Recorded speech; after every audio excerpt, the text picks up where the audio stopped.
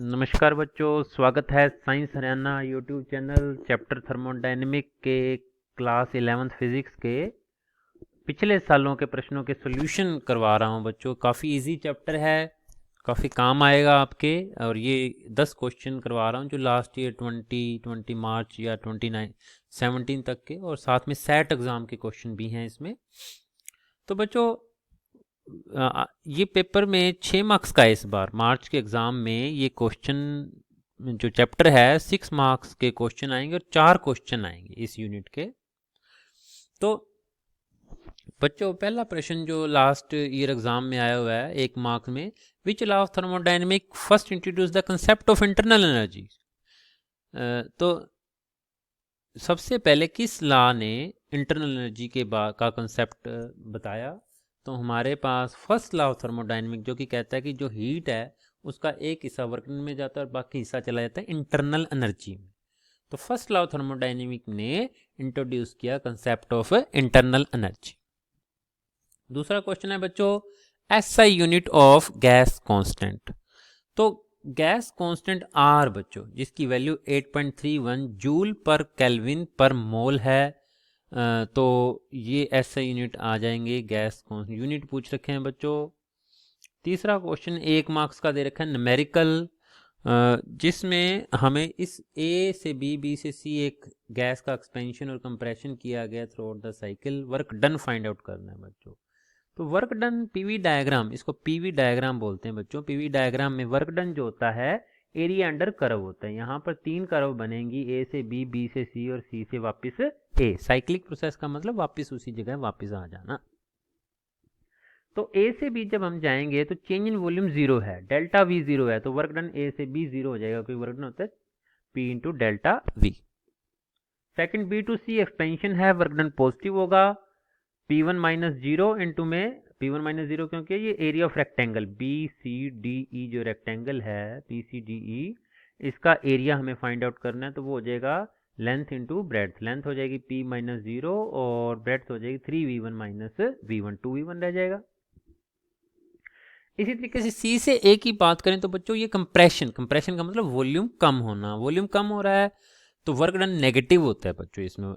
तो minus area कौन कौन सा, ए बी सी ट्रायंगल का और नीचे rectangle B C D E का एरिया। तो ये हम फाइंड आउट करेंगे हाफ लेंथ इनटू ब्रेड्थ का फॉर्मूला यूज करके। तो टोटल वर्क डन आ जाएगा negative -5 P1V1। But total work done जो तीनों साइकिल पूरे स्टेप्स के दौरान 0 + 2P1V1 -5P1V1 होगा और एंड रिजल्ट रह जाएगा -3P1V1। नेक्स्ट क्वेश्चन 4 बच्चों, Mayer's formula Cp - Cv = R। Cp क्या है? Specific heat of gas at constant pressure. Cv है specific heat of gas at constant volume. काफ़ी इंपॉर्टेंट, लास्ट ईयर के हर एग्जाम में ये काफ़ी इंपॉर्टेंट रहा है, बट इस बार क्लियरली मेंशन नहीं है बच्चों सिलेबस के अंदर। सिर्फ इतना लिखा हुआ है स्पेसिफिक हीट थर्मोडायनेमिक के अंदर। तो स्पेसिफिक हीट का मतलब यही निकलता है कि आपको ये रिलेशनशिप आनी चाहिए। तो डेरिवेशन कोई खास मुश्किल नहीं है, हम फर्स्ट लॉ ऑफ थर्मोडायनेमिक का यूज़ करते हैं। फर्स्ट लॉ ऑफ थर्मोडायनेमिक क्या कहता है? सिस्टम को हीट दी, एक हिस्सा गया इंटरनल एनर्जी में, एक हिस्सा गया वर्क डन में। अगर हम कांस्टेंट वॉल्यूम पर सिस्टम को हीट दे रहे हैं तो वर्क डन 0 हो जाएगा क्योंकि डेल्टा भी 0 है, तो सारी हीट कहाँ जाएगी? इंटरनल एनर्जी बढ़ाने में। दूसरा केस, जब हम गैस को कांस्टेंट प्रेशर पर गर्म कर रहे हैं तो हीट फालतू देनी पड़ेगी क्योंकि कुछ ना कुछ वर्क डन भी होगा, लेकिन हमने टेम्परेचर उतना ही बढ़ाया है डेल्टा यू, यानी इंटरनल एनर्जी उतनी ही बढ़ी जितनी पहले केस में बढ़ी थी। तो ये आ जाएगा डेल्टा क्यू डैश। ये बाय फार्मूला बच्चों इससे पहले चैप्टर में हमें मिल चुका है कि स्पेसिफिक हीट जो होती है वो हीट जो given directly proportional to specific heat of gas into number of mole, यहाँ पे 1 ले रखा है, इनटू में चेंज इन टेम्परेचर के इक्वल होती है। तो यहाँ पे डेल्टा क्यू डैश की जगह Cp डेल्टा टी पुट कर दिया, डेल्टा यू की जगह Cv डेल्टा टी पुट कर दिया, P delta we ideal gas equation से हम जानते हैं P delta we R delta T के इक्वल होता है, PV = nRT।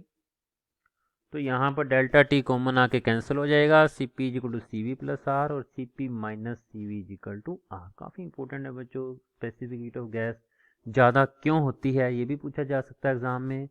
तो इसके पीछे कारण क्या रहेगा, क्योंकि जब हम गैस को कांस्टेंट प्रेशर पर गर्म करते हैं तो कुछ हीट का हिस्सा वर्क डन करने में भी चला जाता है, इसलिए सीपी सीवी से ज़्यादा होता है। आगे एक छोटा सा न्यूमेरिकल है, 1 नंबर के अंदर आया हुआ है मार्च 2017 के एग्ज़ाम में, फर्स्ट लॉ ऑफ थर्मोडाइनमिक के ऊपर बेसिस है। तो इसमें कोई इलेक्ट्रिकल हीटर 100 वाट एनर्जी सप्लाई हीट सप्लाई करता है, वर्क करता है 75 जूल पर सेकंड, तो उसकी इंटरनल एनर्जी कितनी बढ़ेगी। Simply first law of thermodynamic equation लिखेंगे, डेल्टा क्यू की वैल्यू 100 वाट पर देंगे, वर्क डन पर साइकिल 75 वाट, तो बाकी बची कुछ एनर्जी कहाँ जाएगी बच्चों, इंटरनल एनर्जी को चेंज करने में या बढ़ाने में, 25 वाट आंसर आ जाएगा।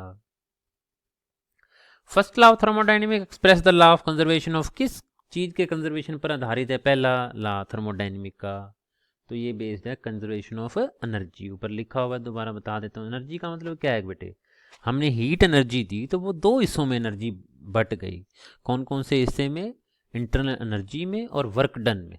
तो इसलिए ये जो फर्स्ट लॉ थर्मोडाइनमिक है बेस्ड है कंजर्वेशन ऑफ एनर्जी पर। Which of the thermodynamic process no heat flows between system and surrounding, ये सैट 2018 के दोनों क्वेश्चन हैं जो मंथली हमारे यूनिट टेस्ट होते हैं, उसका क्वेश्चन है बच्चों। तो एडियाबैटिक प्रोसेस के अंदर हम हीट को फ्लो करना अलाउड नहीं करते सिस्टम और सराउंडिंग के बीच में, एडियाबैटिक बच्चों। आइसोथर्मल प्रोसेस में टेम्परेचर कांस्टेंट रखते हैं, आइसोबारिक में प्रेशर कांस्टेंट रखते हैं, और आइसोकोरिक प्रोसेस में वॉल्यूम चेंज नहीं होने देते हैं, वॉल्यूम कांस्टेंट रखते हैं। तो इसका ऑप्शन ए है बच्चों, adiabatic process. SI unit of specific heat बच्चों, CP minus CV equal R है तो वही आर वाले यूनिट बन जाएंगे, लेकिन यहाँ पे जो आ रहा है जूल पर केल्विन पर किलोग्राम, ये स्पेसिफिक हीट के हैं, स्पेसिफिक हीट ऑफ गैस के नहीं है, इसलिए मैं गलतफहमी में था। अगर यहाँ पे स्पेसिफिक हीट ऑफ गैस होता तो जूल पर केल्विन पर मोल हो जाता है, लेकिन यहाँ पे स्पेसिफिक हीट है तो पर किलोग्राम आ गया। वो हम सॉलिड या लिक्विड की जब बात करते हैं, गैसेस के केस में यहाँ किलोग्राम की जगह क्या आता है, पर मोल आ जाता है। आइसोथर्मल प्रोसेस में क्या क्या कांस्टेंट रहता है, temperature, option B internal energy, option C heat, option D both A and B. तो बच्चों थोड़ा कंफ्यूज कर रखा है इसमें, हमें ए भी कांस्टेंट रहता है बी भी कांस्टेंट रहता है, तो अपने को option D both A and B, isothermal process में टेम्परेचर तो कांस्टेंट रहता ही रहता है, तो इस वजह से इंटरनल एनर्जी भी नहीं, ना तो बढ़ती ना घटती, वो भी कांस्टेंट रहती है बच्चों, क्योंकि इंटरनल एनर्जी किसका फंक्शन है, टेम्परेचर का। According to first law of thermodynamic work done isochoric process, isochoric process बच्चों जिसमें वॉल्यूम चेंज ना हो, तो आइसोकोरिक प्रोसेस में वर्क डन क्या हो जाएगा, 0 हो जाएगा, क्योंकि डेल्टा वी 0 है बच्चों। थैंक यू बच्चों, ये सॉल्यूशन की पीडीएफ आपको डिस्क्रिप्शन बॉक्स में लिंक दे दूंगा, आप वहां से डाउनलोड कर लें। जुड़े रहें साइंस हरियाणा के साथ। एग्ज़ाम प्रिपरेशन बच्चों सारे विद नए पैटर्न के साथ सारे एग्ज़ाम के क्वेश्चंस आपको करवाए जाएंगे, प्लस पिछले सालों के सारे क्वेश्चंस उठा के इस तरह के सॉल्यूशन पीडीएफ फॉर्मेट में आपको मिल जाया करेंगे हमारी वेबसाइट scienceharyana.com पर, और साथ ही साथ यूट्यूब चैनल के साथ जुड़े रहें, लाइक कर दें, सब्सक्राइब कर दें। थैंक यू बच्चों।